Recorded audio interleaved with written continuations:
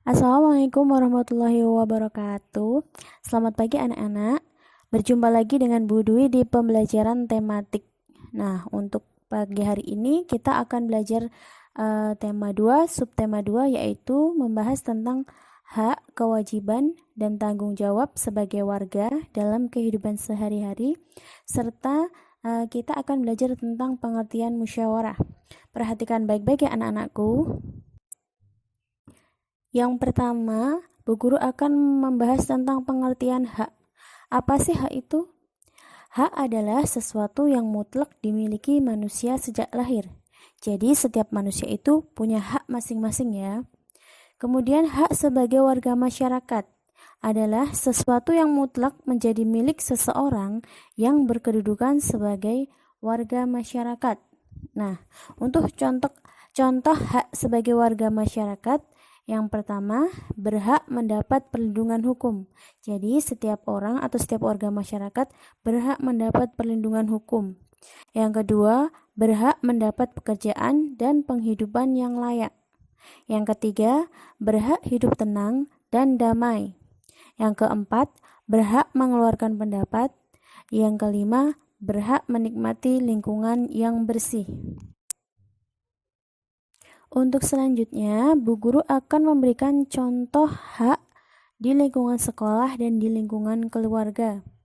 Untuk di lingkungan sekolah, yang pertama, setiap siswa berhak mendapatkan pelajaran. Yang kedua, berhak mendapatkan nilai. Yang ketiga, berhak memakai fasilitas yang ada di sekolah. Jadi, untuk setiap anak atau setiap siswa itu sama ya. Kemudian, di lingkungan keluarga, setiap anggota keluarga atau setiap anak itu berhak mendapatkan kasih sayang dari orang tua atau dari anggota keluarga yang satu dengan yang lainnya. Kemudian yang kedua, berhak mendapatkan uang saku atau uang jajan. Yang ketiga, berhak memakai fasilitas yang ada di rumah. Entah itu mobil, entah itu motor, atau TV, dan sebagainya. Jelas ya anak-anakku? Setelah mempelajari hak, kita akan mempelajari tentang kewajiban. Nah, apa sih kewajiban itu? Kewajiban adalah sesuatu yang harus dilakukan dengan penuh rasa tanggung jawab. Nah, untuk kewajiban sebagai warga masyarakat sendiri, pengertiannya adalah sesuatu yang harus dilakukan seseorang sebagai warga masyarakat dengan penuh rasa tanggung jawab. Nah, di sini Bu Guru kasih contoh kewajiban sebagai warga masyarakat. Yang pertama, setiap warga masyarakat berkewajiban mematuhi peraturan yang berlaku di lingkungan masyarakat. Yang kedua, menghormati dan menghargai tetangga. Yang ketiga, menjaga kerukunan antar warga masyarakat. Jadi, antara warga masyarakat yang satu dengan yang lainnya harus saling rukun. Yang keempat, membantu tetangga yang terkena musibah atau tetangga yang sedang kesusahan.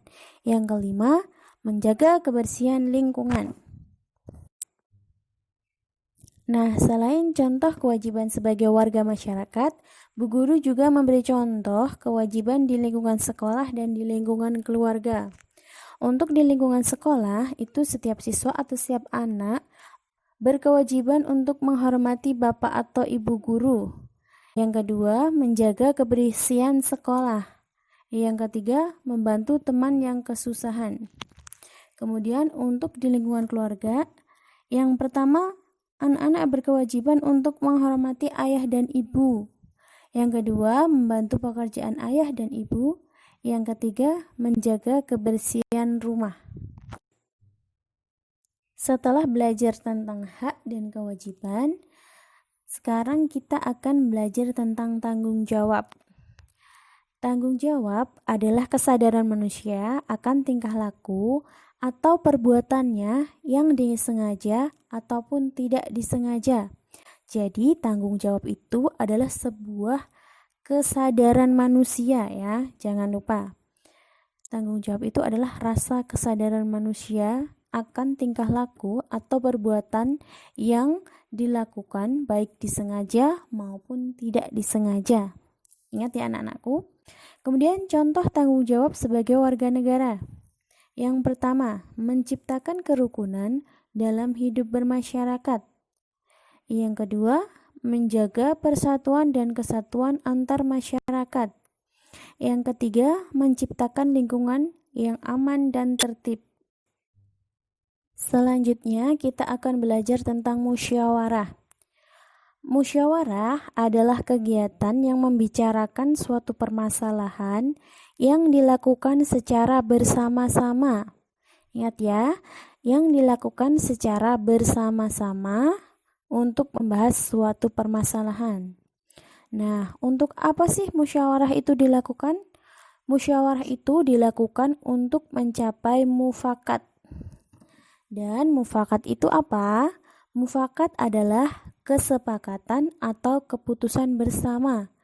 Jadi, musyawarah itu kegiatan yang membicarakan suatu permasalahan secara bersama-sama untuk menghasilkan mufakat atau untuk menghasilkan kesepakatan bersama.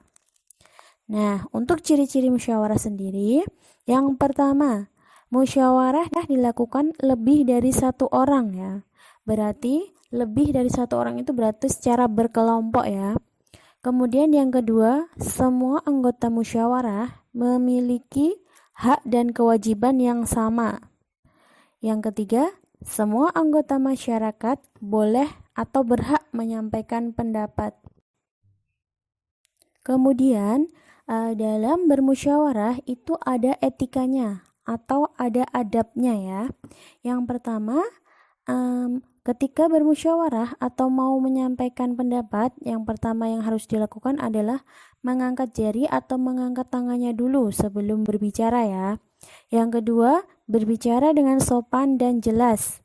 Yang ketiga, tidak memaksakan kehendak antar anggota musyawarah. Selanjutnya, contoh musyawarah. Di sini Bu Guru mengambil contoh di lingkungan masyarakat, di lingkungan keluarga, dan di lingkungan sekolah. Untuk di lingkungan masyarakat, musyawarah itu digunakan saat membahas perlombaan untuk merayakan hari kemerdekaan. Biasanya sebelum merayakan hari kemerdekaan dibentuklah sebuah panitia. Nah, panitia itu melakukan rapat. Nah, rapat itu yang dinamakan dengan musyawarah. Kemudian di lingkungan keluarga, musyawarah untuk membahas kegiatan wisata bersama di hari libur. Dan kemudian di lingkungan sekolah, musyawarah digunakan untuk membahas pemilihan ketua kelas. Nah, cukup sekian ya anak-anak pembelajaran tematik pada pagi hari ini. Semoga bermanfaat untuk kalian. Assalamualaikum warahmatullahi wabarakatuh.